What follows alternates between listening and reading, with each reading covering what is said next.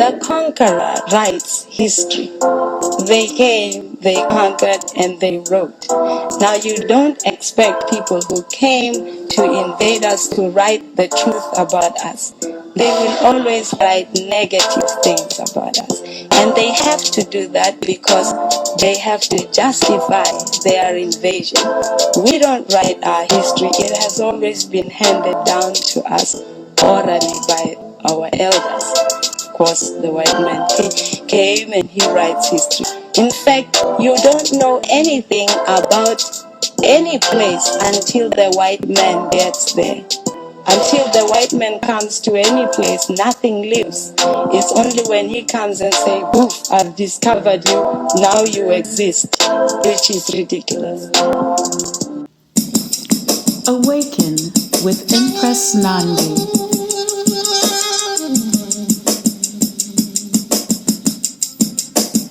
Ain't nobody will catch me on divine energy.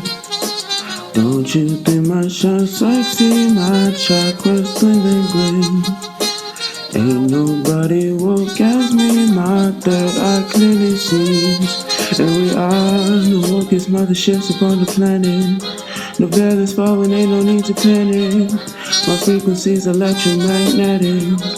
Blessed to have the stars see genetics. We are the wokest motherships upon the planet. No veil is falling, ain't no need to panic. My frequency's electromagnetic. Ain't nobody will catch me on divine energy. Don't you think my shine sexy, my chakras bling bling. Ain't nobody will catch me, my third eye clearly sees. And we are the wokest motherships upon the planet. My advice to everyone is to question everything. Everything this Western society has taught you. Julius Caesar committed arguably the worst atrocity known to mankind. He is single-handedly responsible for destroying hundreds of thousands of years of history by burning down a library in Egypt. Why would you burn down a library? What are you trying to hide? The Library of Alexandria, to be exact, which is named after Alexander the Great, who also had a hand in destroying hundreds of thousands of years of African history. The esteemed Napoleon, mind you, who was defeated by Toussaint Louverture and the Haitians, also came into Egypt and defaced all of the sculptures representing any type of African features. How far back do you think whitewashing goes? Then people have the nerve to say that because Europe colonized America and Africa, that the original Egyptians were not black. By that logic, I guess white Americans represent what Native Americans should look like today, right? Why have we been written out of history and why do we accept it? Why does Buddha have Bantu nuts and stretched earlobes? Isn't that an African tradition? Why do the Olmec heads in America have lips and nostrils thicker than mine? We are the original people, the originators of everything. Our history doesn't start with slavery. It was just erased up until that point. Have you actually looked at the artifacts? None of them look like you. In fact, when you look at the artifacts, blackity black me is staring you back in the face. You can't handle the truth. Have you actually looked at the artifacts? Duh. Where's the lie? This is a clear case of cognitive dissonance.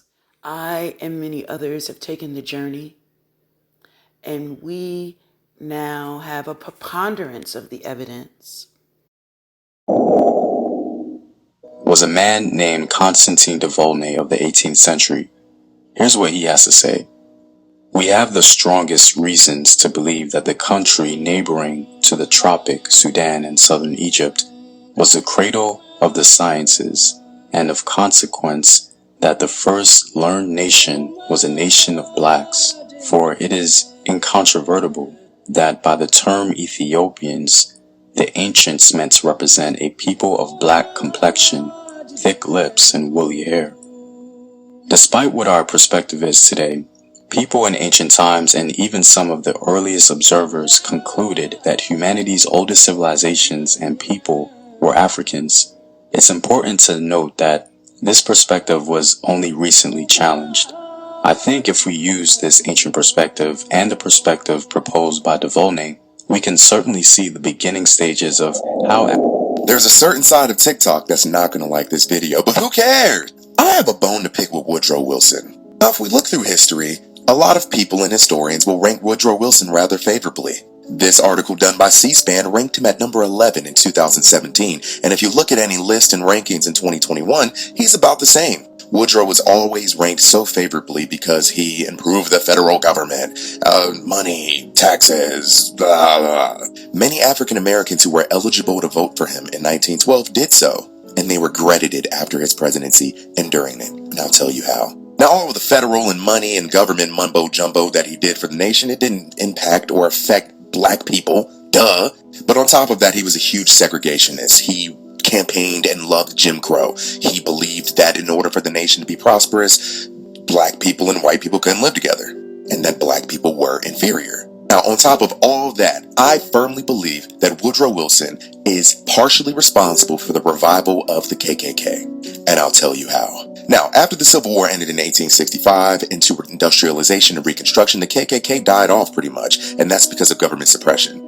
But there was a huge uptick of KKK membership in the mid-1910s into the 1920s, and I wonder how. It was mostly due to this movie, D.W. Griffith's The Birth of a Nation, one of the most popular films of the time. A film that showed the KKK as heroes. That's a KKK member on that horse. The first major blockbuster film, hailed for both its artistic achievement and for its political. The Nation confirmed the story that many whites wanted to tell about the Civil War and its aftermath.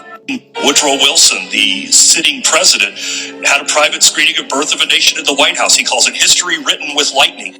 Every image you see of a black person is a demeaned, animal-like image.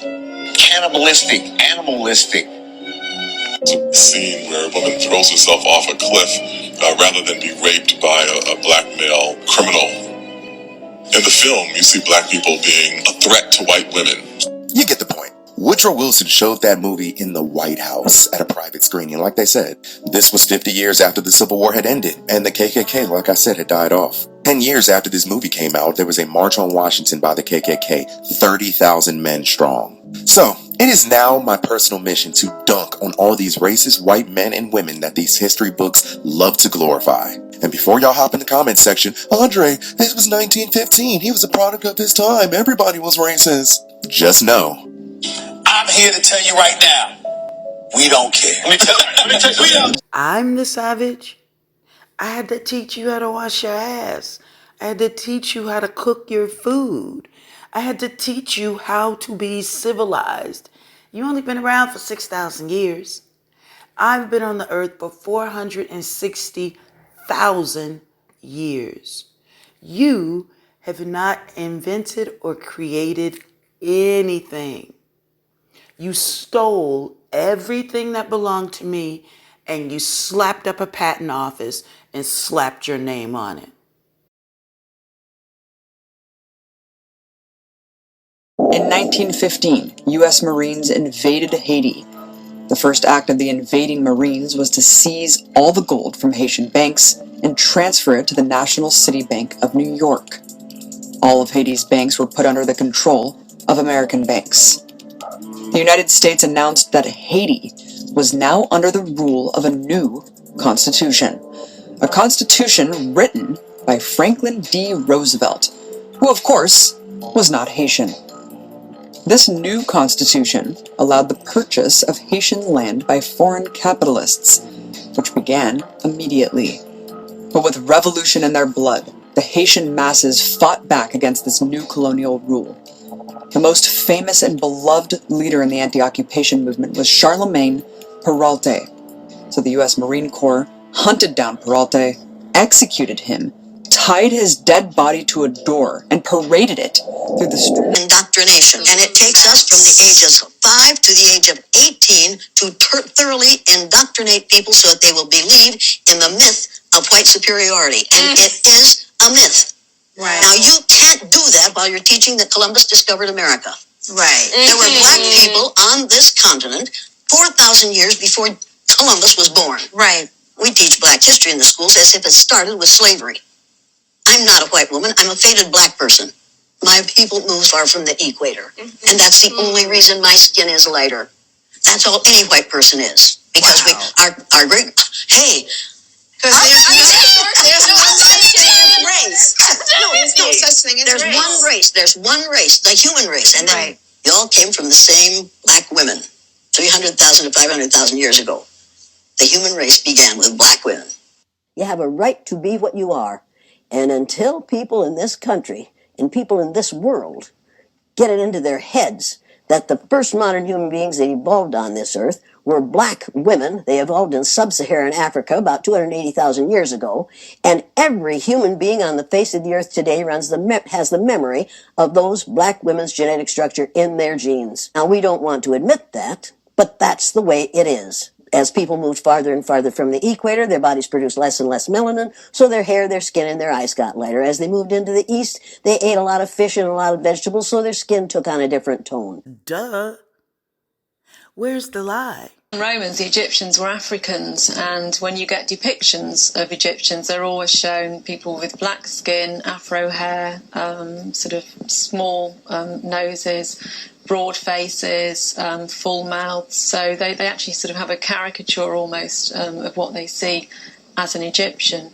And the Greeks often confused Egypt with Ethiopia, so they'll quite often call the Egyptians Ethiopians.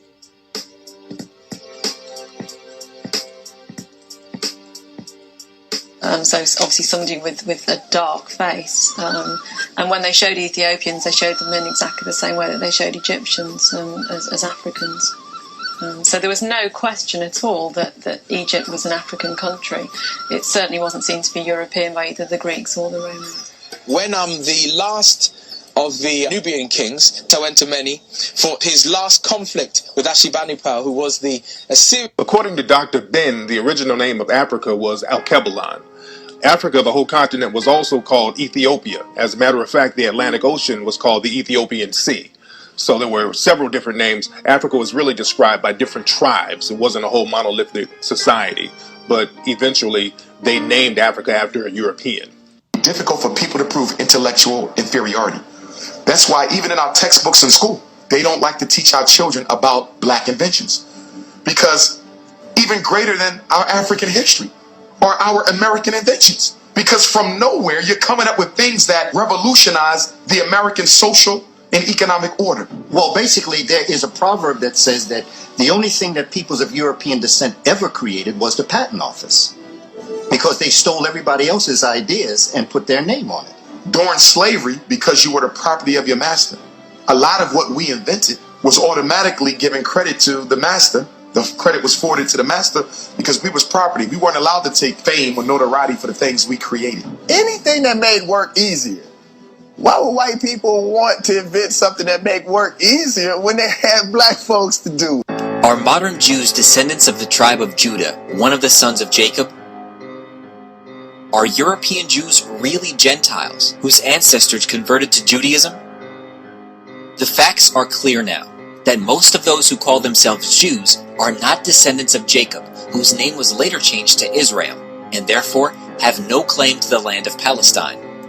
The October 29, 1996 New York Times, in an article entitled "Scholars Debate Origins of Yiddish and the Migrations of Jews," states, the Eastern European Jews were not really Semitic, that they were largely descended from the Turkish Khazars, who converted to Judaism in medieval times. Therefore, modern Jews have no blood link to the biblical Israelites. Jewish historians have established that at least 90% of all Jews come from a Turkish mix of people and are largely sourced from the Khazar kingdom. The Jewish scholar Arthur Koester provided overwhelming... The truth is that this mysterious and greatly developed civilization was Egypt. If there is an obscured truth, it is that this Egypt was Negro. They discovered solar energy. Without solar energy, there would have been no Great Pyramid. Afro-Egyptians discovered that the earth was round, and they were the first to have traveled and explored it up and down. Whenever a civilization was brought into contact with Egypt, temples arose, and that civilization was propelled forward. A myth was born, that of cut stone. Humanity was built with all forms of concrete and not with cut stone. The ancient history of Egypt, Africa, Asia, and America must be fully rewritten. Well, the Emperor of Ghana, we know, lived in a castle with glass windows. We know this because there's an 1153 AD document that tells us that there were glass windows. We've got Kano in parts of Nigeria. We've got the great Chad Basin civilizations. We got civilizations along the Congo that we don't even talk about.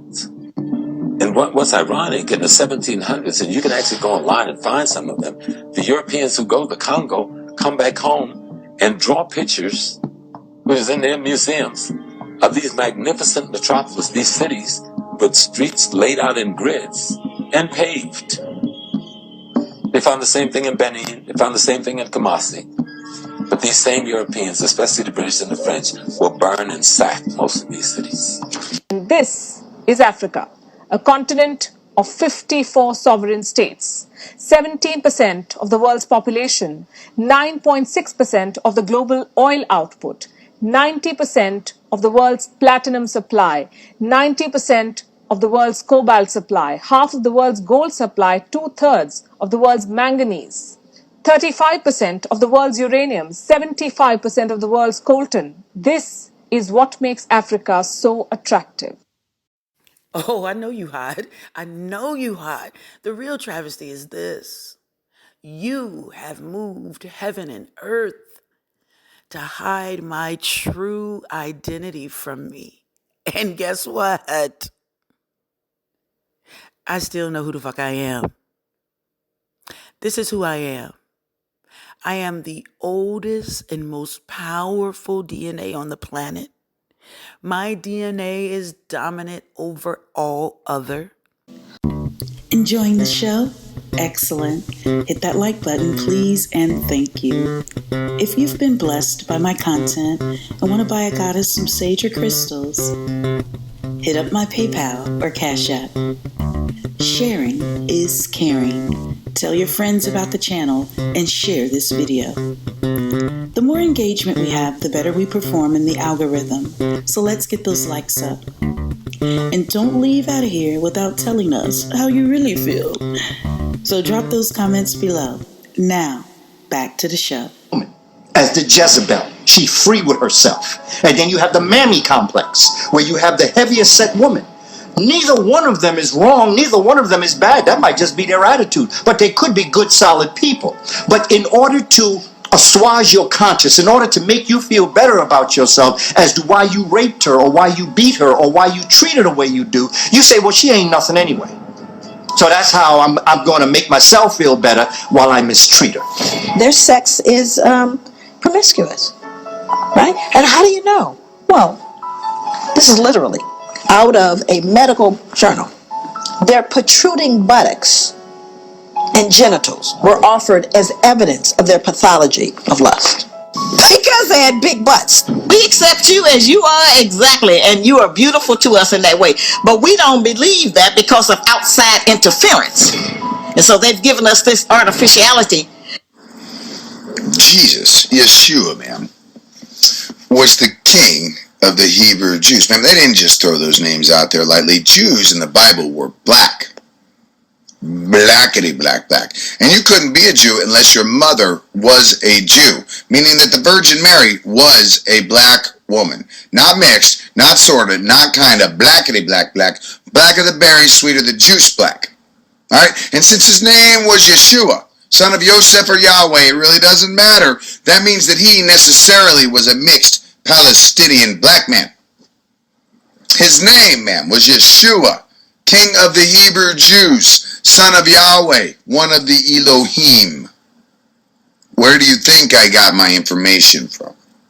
90% of the African American population in the Americas has Native ancestry, has Aboriginal ancestry. And so when you start talking about civics, and that's the reason why I say I don't subscribe to civil rights at all. Civil rights was not for us. Our fight is human rights. As indigenous people to this land, and we are indigenous people to this land. The federally recognized tribes, they're not going to tell you that, because the federally recognized tribes have taken PACs and they've taken money from the government to keep the information out of the hands of our people. Everybody has had a hand in our oppression collectively. Every other group that has come here as immigrants, whether they came because the Native American population that we look at as TV Indians or Hollywood Indians, their ancestors came here from across the Bering Straits from Siberia. So they are not indigenous people. When they got here, they met people that look like us. Okay, so the population that comes from racism, systemic racism, the same way they whitewash everything else, they whitewash their history. And they made a pact with the federal government to...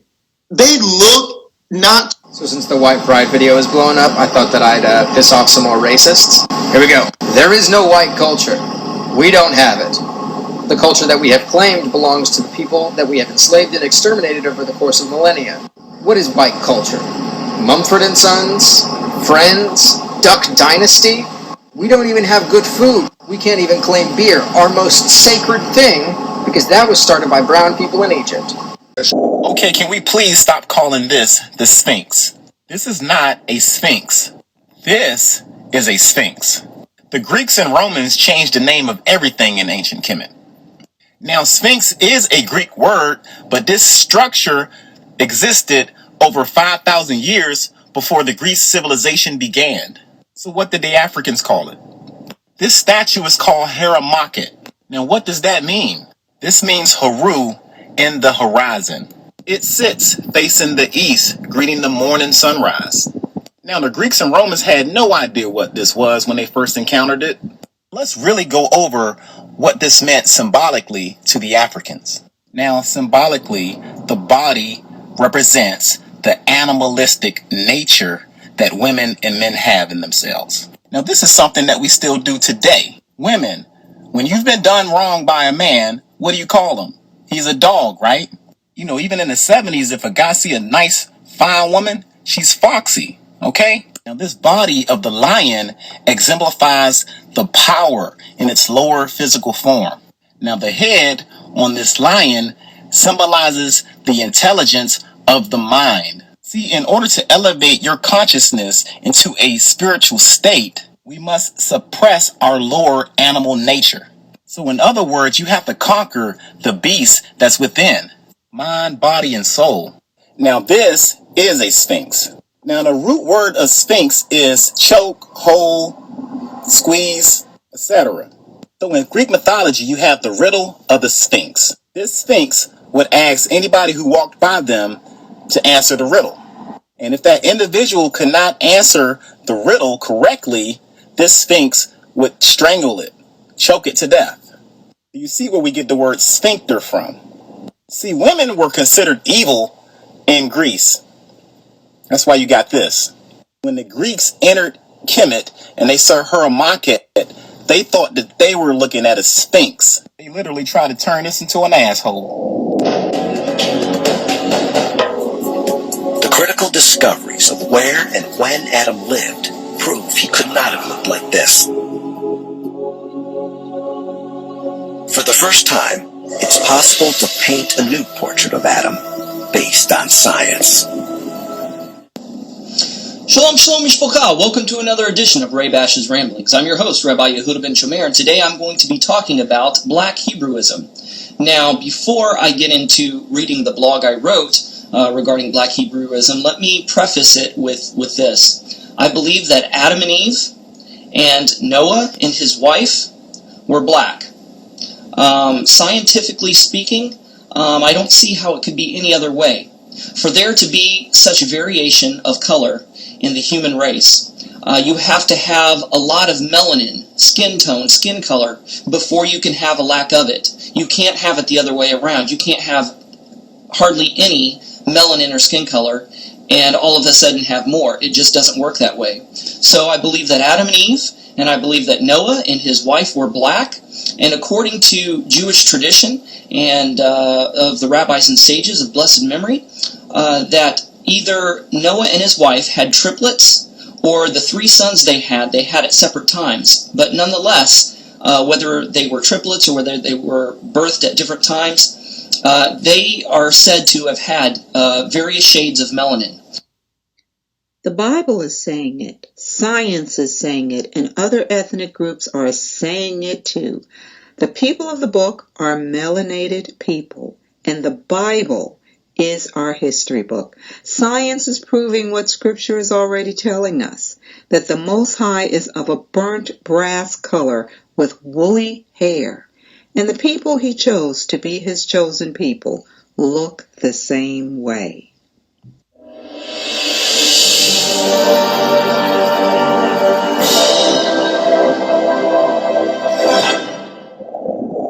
story of Noah's Ark, animals 2 by 2, flood comes, wipes out abomination, yada yada. But let's talk about what happened on the ship. Now here's some more evidence on why these people may have been black. It's not about color, it's just about why they lied. So Ham uncovered his father's nakedness. What does uncovered his father's nakedness? It means he slept with Noah's wife while Noah got drunk. Here's Genesis 9:22. And if you read on the next chapter, it tells you what it is and why it's a no-no. So he went and told his 2 brothers, and instead of going along with him, they went and covered Noah. And by the commandments, he cursed Ham's seed. So after the flood, they found wives and became fruitful. Ham begot Cush, Mizraim, Canaan, and Put. A lot of the new translations will use his son Mizraim as the name of Egypt. The land of Canaan, Canaan. So Ham became the forefather of Egypt, which brings down their seed. In Hebrew, Ham means blackness, Cham.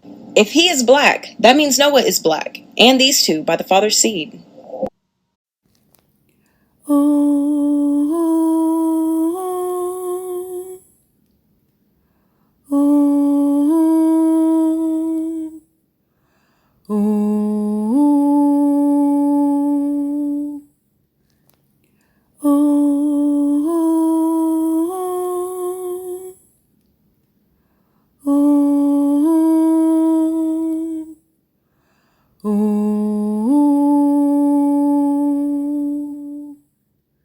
Peace.